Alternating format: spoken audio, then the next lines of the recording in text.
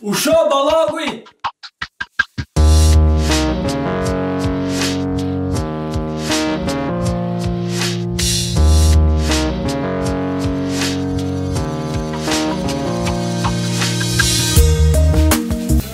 Кукшылыжи, бала, узыкты.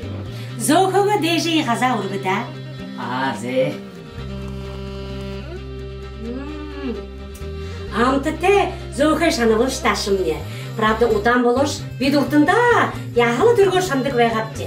Там оны ярак орвын чашаны білешті. Нере амтыте. Саламат – одно из древнейших блюд бурятской кухни.